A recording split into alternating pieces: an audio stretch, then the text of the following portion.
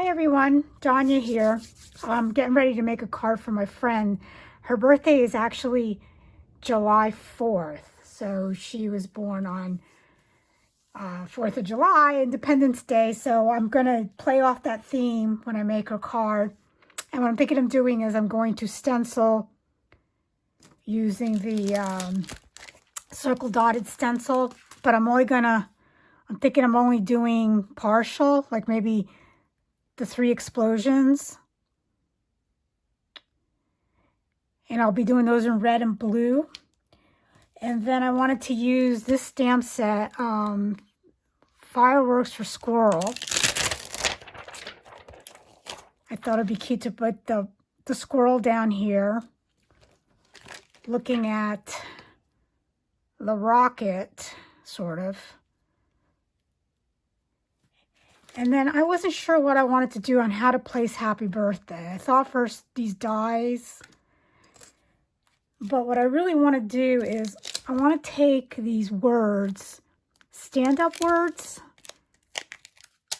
and they're meant to be used long ways. But I'm thinking that maybe I can somehow stamp it to follow the rocket. Like that. But I don't know, that might change. So let me go ahead and go to the next step and see where this ends up.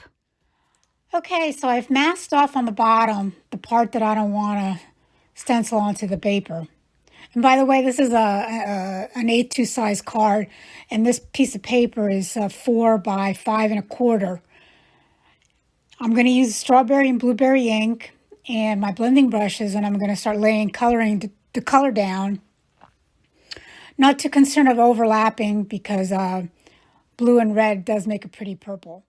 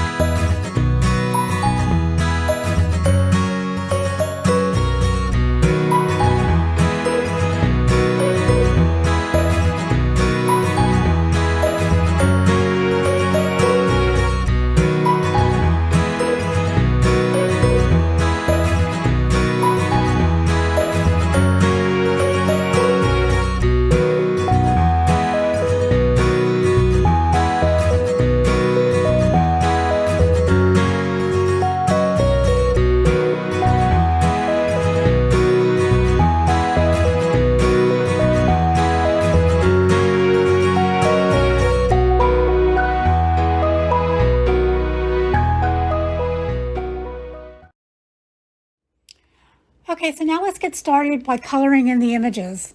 I've stamped the images down on powdered sugar paper using licorice ink, the licorice ink pad, excuse me, and I'm using the Prismacolor pencils. Now, the way I color with my pencils is I lay down a light coat, and then I go in and I blend with using Gamsol, and then I go back with the pencil and lay color in where I want it to be the darkest. Again, I've stated this before, I'm not an artist, but I think that a little bit of variety of shading on an image does look a little bit more interesting. And this is easy enough to do.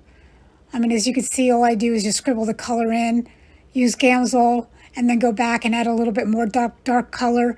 And then when I go back to blend it, I just break the harsh line up. So in other words, I'm not pulling the color out because all that's going to do is you're going to remove the shading if you do that. So I'm going to go ahead and color the squirrel in, and I'll just put some music on and let you watch.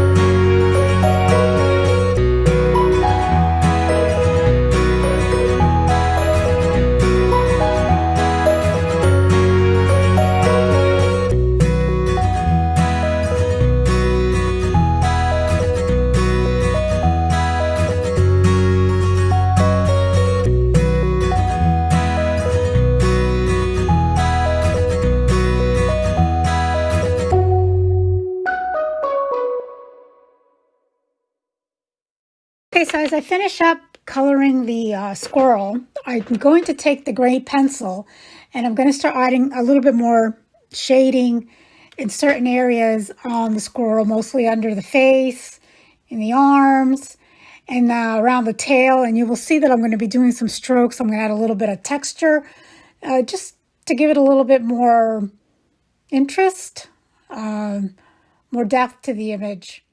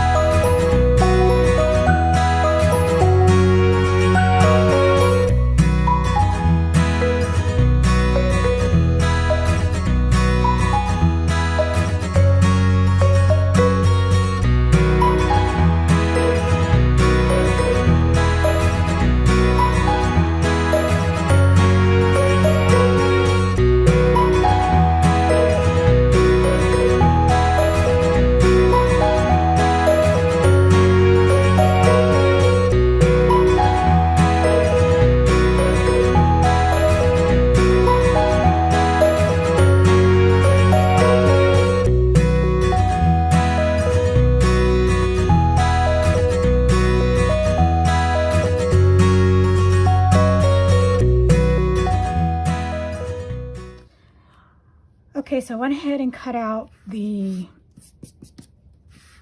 shadows and the detailed dye.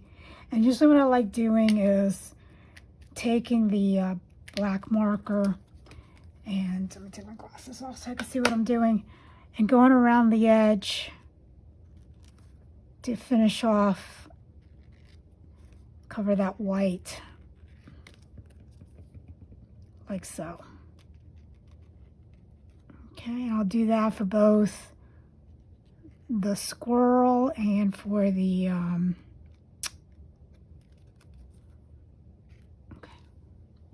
the rocket. Okay, so let's put the card together. No, you're not going crazy. I switched from an A2 size card to a slim line card because what I had in my mind was not going to work. It just was not going to fit. So I realized that I needed to make the card long. So I went ahead and stenciled, redid the stenciling. And the sentiment I just cut on a piece of sunshine, the new cardstock.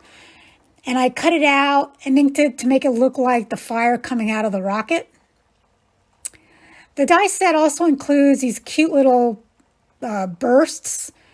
So I found some blue and red glitter paper in my stash, and I cut them out to give it a little bit more glitter to the card.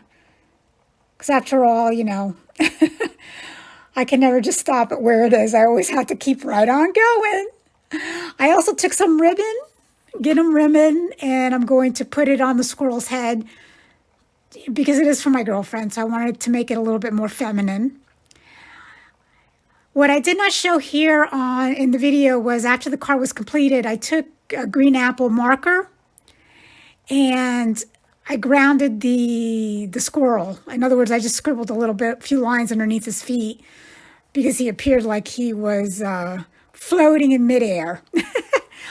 Well, if you're stuck with me to this part, I thank you, and I'll have all the items listed below that I used. And I thank you again for watching.